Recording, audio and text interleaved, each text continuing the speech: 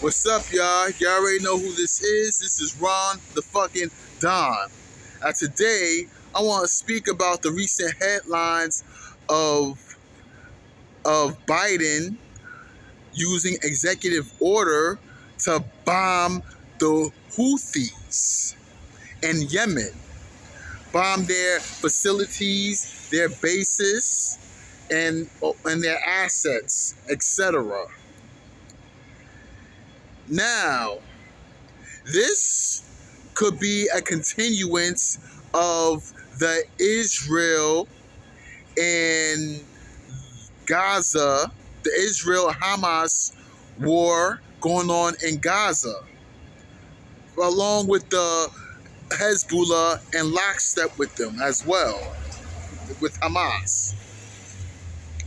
Now, they say that that Biden issued executive orders of 10-day bombing campaign on the Houthis as a result of the Houthis bombing and unleashing on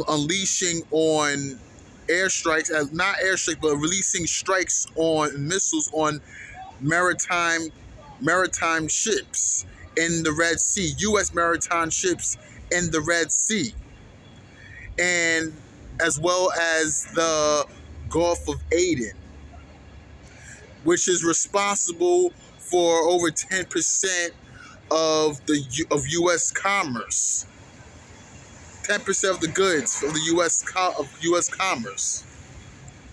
Biden issued an executive order as a response to that, so they say. But now, this is where the issue comes in. He issued an executive order without consent from Congress.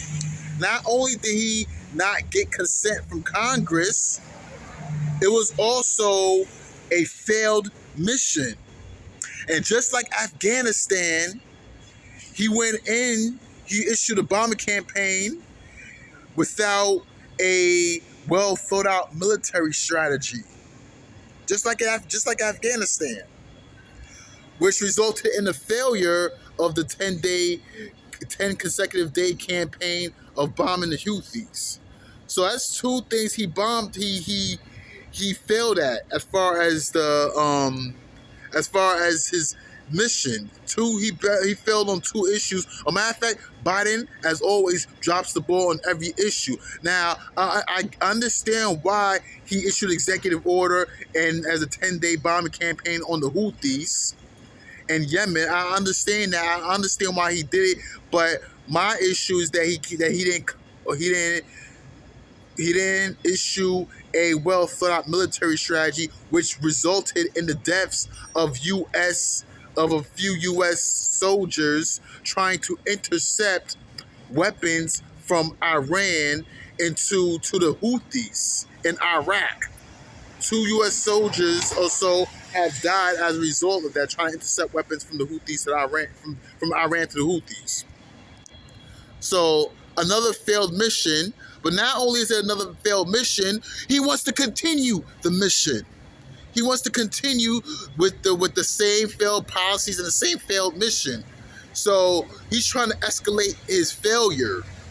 And not only is he escalating failure, he's pushing us closer and closer and closer to World War III, something that he said Trump would do. But that's exactly what Biden is doing. So I swear Biden's doing exactly everything Trump did, because Trump issued executive orders of bombings on Syria. That's because he had to clean up Obama's mess, Obama and VP Biden's mess. He had to clean up their mess, so that's the reason why he did it, but Biden did it without successful. He wasn't successful at it, so he wants to continue. He wants to continue the failed policies. Why, I don't know.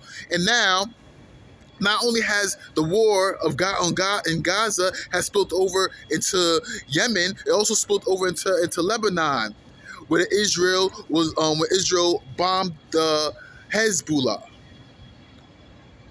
Excuse me. Well, when is this gonna when is this going to end? When is the U.S. involvement in the Middle East is going to end? I thought earlier, like last year, sometime last year, China brokered a deal for Iran and Saudi Arabia to call a truce.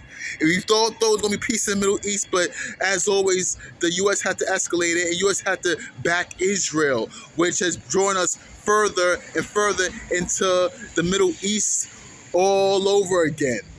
So this is Afghanistan, Iraq, and all over again. This is, matter of fact, this is Lebanon all over again when Ronald Reagan issued U.S. troops into Lebanon in 1982, which resulted in the 1983 murders of a few U.S. soldiers with the bombing in Beirut that killed a few U.S. soldiers. So it's the same thing. That's the same thing what happened when they try to intercept, when U.S. forces try to intercept passes weapons from Iran to the Houthis. So similar concept, similar event. So another failed policy again. So Lebanon again, we're involved in Lebanon once again. History always repeats itself. It's no matter who's in office, history always repeats itself over and over and over again. And it looks like it's never going to come to the end. Why? Why? Because our politicians is beholden to the military-industrial complex. Their job is to keep getting us into war, so that way the weapons and defense contractors can keep supplying them with weapons as part of their contract. Keep supplying them with weapons. And so that way the military-industrial complex, the companies involved in the military-industrial complex keep making profit. But anyway, that's my 2 cents, y'all. That's my 2 cents. And I will get back to y'all in another video when more information come out. Peace. Hit like, subscribe, leave a comment. Okay? 1.